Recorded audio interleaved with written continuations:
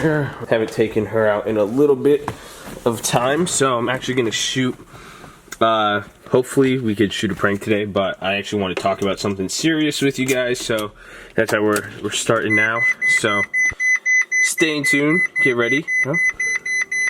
Oh, I need to take off the battery charger. Hold on. Alright, I may just have to do this here. So I'm still waiting here for Brendan and my girlfriend, so I'm not gonna get going quite just yet. So I thought I'd play around with the car here and set it up from an interesting view. I'm actually still here in the garage. I just opened up the little window right here to let the I was gonna say gas, the camera come through, but that's what I'm working on. But today I wanted to talk about something a little bit more important. It's gonna relate to stocks, real estate, business in general, but I guess the piece of advice I want to give you guys is for you to take it to that next level, whether it be owning your own company, getting involved with another company, working with somebody. The big key is always going to be being indispensable, or being what I like to call irreplaceable. And that's what I wanted to talk to you guys about today and give you some tips on how you can become irreplaceable, but why you should be following this logic. Because whether, I know a lot of you guys want to make your own companies, but you will soon realize some of you will get your first big starts working for other companies. That's really where you're going to find your talents, build your track record, and everybody needs to work to get money. That's what I did.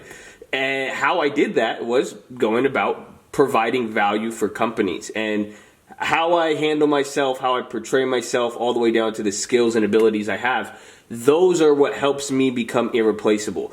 Some of the traits that I say is I'm a hard worker. Now everybody says they're a hard worker, but I'm talking about working day and night. No hours do not matter to me. I'm going to work no matter what, to the point where being a hard worker, you are willing to work hard and do the other pieces of work that other people are not willing to do. That's one way to become indispensable or irreplaceable. Having it, you guys should, because pretty much, before I give you guys more examples, what I want you guys to see and focus on is to put it in the realm of this. You want it to be that when you're not with your company, you're not with them, you leave for a day, a weekend, your company should do worse without you. That's what you should be thinking, and thinking of, how can I provide so much value? How can I behave in a way where this company needs me? You have to ask yourself, if you're with a company and you left, and the minute you leave they start doing worse, well, there you go. That's an example of how you have become indispensable, irreplaceable. But if you leave a company and they start doing better, you have a lot of questions that you should be asking yourself, and that's where this starts to happen. Because I know a lot of you guys understanding and learning this, and to be able to say I'm irreplaceable, I provide value, it's going to take a lot of self-realization and self-reflection.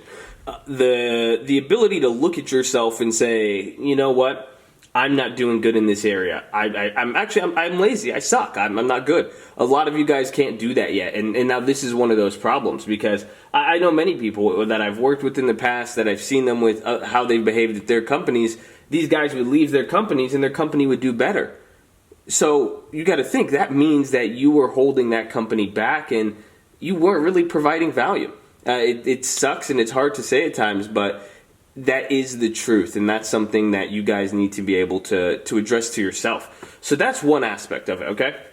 So one of the main things is doing things that other people aren't willing to do. That is one of the first first best places to start separating yourself and get you along this line of, I'm irreplaceable, I'm providing value. Because if you're willing to do what other people aren't willing to do, you could effectively hold many positions, or really, you could do so much. Why a company would value you, hire you, and put you above someone else, because like, yeah, we have this guy, he does this, instead of just one guy who could do this. So that's one thing you got to realize. So if you aren't willing to do what other people aren't willing to do, you got to understand that your competition is going to be willing to do that, and that's where you suck. So that's one thing.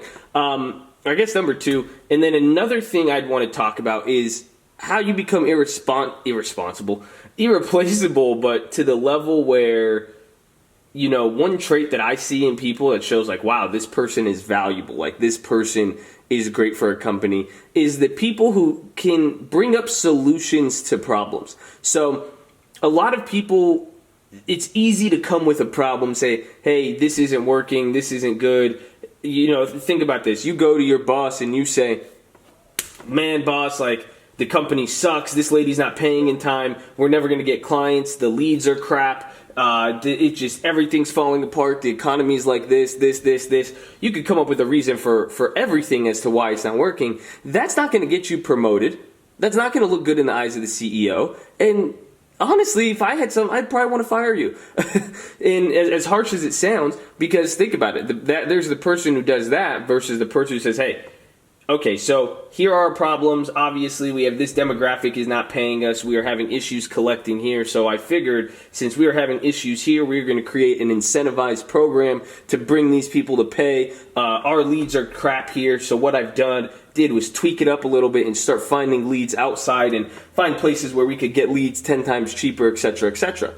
Imagine those two people. Which one, if it's the same person, two different approaches, goes to their boss, explaining to them their situation and why they need money and why they need to do something. Which one do you think is going to be more receptive? Obviously, the second person. Your boss is like, damn, okay, not only is this guy calling out a problem, he has a solution. That's one thing my mentor has told me. He said, only idiots talk about problems without solutions. So part of this being irresponsible, why do I keep saying irresponsible? Part of this being, indispensable, having this value, it comes down to, this is a big one, being able to provide solutions. Anybody can look at a building and say, wow, that building's on fire. It takes zero talent to do that. The real talent comes into, how can you save that building? Say, this building's on fire. This is how we're going to stop it. This is how we're going to mitigate the risk. This is how we're going to come through this problem. So too many people are out there, they're too busy, they focus on the negative, they're calling out all the bad things, but they never bring up a solution. That's like a different tier of people. So that's kind of what I'm telling you guys. I don't want to bring that up and put you guys into groups, but select what tier you are. Honestly, you're either a worker or you're a boss. And that's what it comes down to. A worker is just going to complain and believe that they have no control and that, oh yeah, this is it. Well, a boss is going to say, hey, this is what sucks, this is what's going against me, this is how we're going to fix it. So that's where that's a big thing I want you guys to take into consideration. Be smart, bring up solutions. Another thing, which is, it may sound weird, especially for some, because it sounds so easy, but gain new talents and keep pushing yourself in your field. That's another way to become definitely indispensable, is evolve with technology and evolve your skills. One thing I have, it's crazy because I could videotape these videos, I could edit them, I could make beats, I could do my own music. That's just on the media side. Not only can I do that, I could program, I know how to make iPhone applications, I know how to invest in real estate, do funding, do loans, and I know how to trade stocks. Look at all those things. They're all different. You could put all those in a spectrum of the skills I have. It's very hard to find people who could do all those things. But for me, I grew up in this computer age, but I've got to grow and adopt all these technologies, and further, as my career was going on, I was learning more and more and more and building up new talents and evolving with technology. So now I have a skill set where, not only am I fluent in all the computer programs, emails, Excel, all that, but everything else that is slowly becoming important in media and business. So this is where you guys need to come in. Always keep learning. You are so powerful. A lot of you don't realize it. You guys aren't, it's like you can't teach the old dog new tricks, but you guys aren't old. You guys can always keep learning, and that's how you guys are going to keep doing it, by being educated. Becoming, indispensable results with, that is a result of learning a lot of stuff, and it goes back to being able to do what other people aren't willing to do. You'll have the capability and knowledge to do that. So focus on that.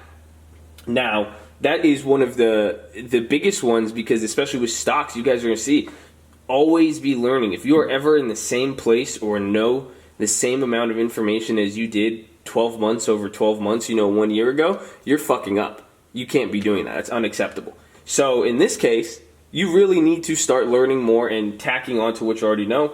If you guys are able to do that, learn those skills, learn those abilities, you'll be unstoppable. Again, you have to think about, what is the competition doing? Who are you going against, and what do they have? So somebody goes to school, degrees, talent, experience. How are you going to combat it and make yourself more attractive? And this is only, again, because this relates not only to getting a job, but let's say you wanted to get investors, you wanted to get investments. Same thing with a... All right, and the last one, because I think we're going to actually get going here. I'm waiting for them. And this is kind of uncomfortable sitting like this. It's weird. This cabin is so small. But find mentors. And now this is in a weird way. Obviously, like I said, there's mentors like people like me and the guys online. But mentors don't need to always be high and mighty or on the internet. You guys would be surprised. As far as a mentor goes, a mentor is somebody who simply is doing better than you. And I'm even saying within your work. So let's go find someone in your work. Find someone in your area. Let's say... Because this is what I heard. It was a story. This guy was explaining, like the corporate business models.